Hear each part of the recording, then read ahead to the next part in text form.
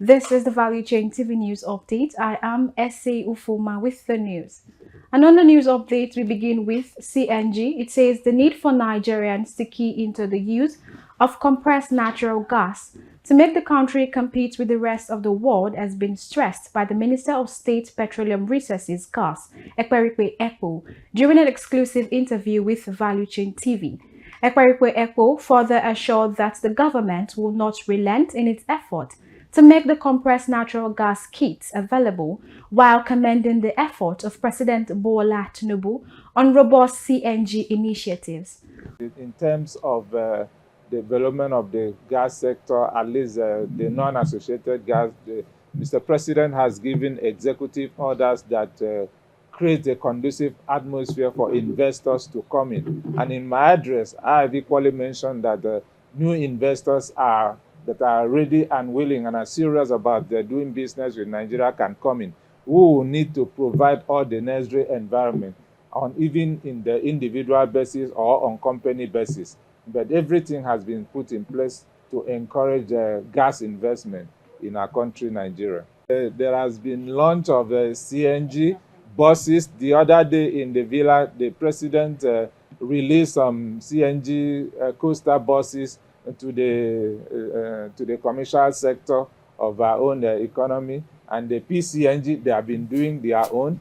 KK NAPEP have been released to commercial practitioners in that sector. So the government is really committed, and the PCNG have made a declaration that for conversion of these the kits by commercial vehicle is free, but individuals can go and register, buy their own, and do it. So the federal government is committed to doing it for ease of business and for ease of transportation in the country.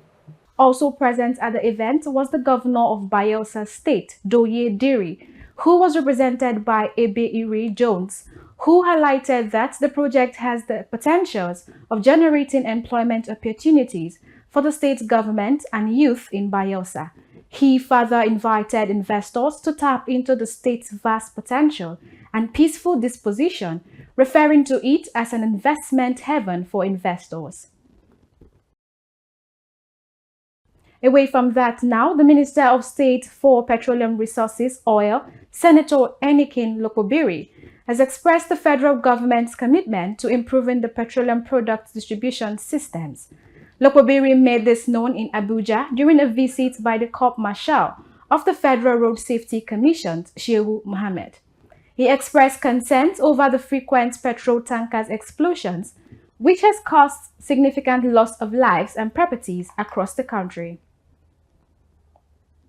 Moving now to economy, Senior Vice President, World Bank Group, Indemet Gill, has accused the Nigerian government of using wealth generated from the country's oil sector to service the elite in the country. Indemet Gill stated this in Abuja at the opening ceremony of the 30th Nigerian Economic Summit, jointly organized by the Nigerian Economic Summit Group and the Federal Ministry of Budget and Economic Planning. He also underscored the need for political will in the implementation of economic reforms in the country.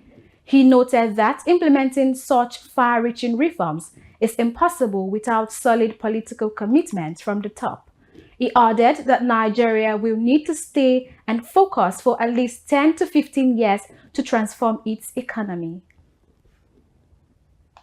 And still on the news update, a 15-year-old Nigerian student, Chine Miriam Okpara, has sued the Federal Ministry of Education, the Joint Admission and Matriculation Board, over the government's policy which seeks to limit admissions into Nigerian universities to applicants who attain the age of 18. Okpara filed the suit through his guardian, Mr. Maxwell Okpara, his father, and a lawyer at the Federal High Court in Abuja.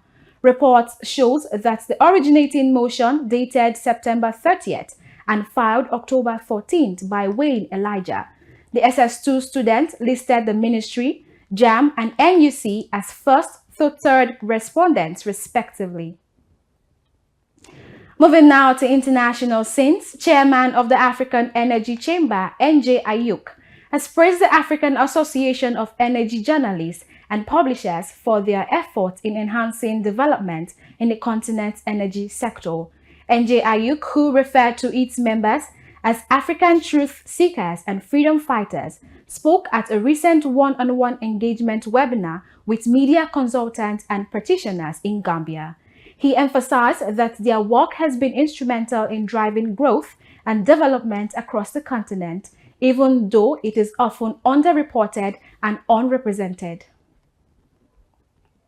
And finally, on sports, the Libyan Football Federation, LFF, has expressed its disappointment over Nigeria's withdrawal from the upcoming 2025 Africa Cup of Nations qualifier scheduled for October 15th.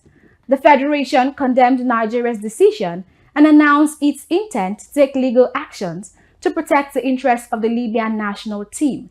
This is coming after the Nigerian Super Eagles decided to withdraw from the match due to concerns experienced from a 13-hour delay at Al Abrag Airport due to an unexpected flight diversion. In a statement, the LFF accused the Nigerian Football Federation of failing to cooperate in organizing the match.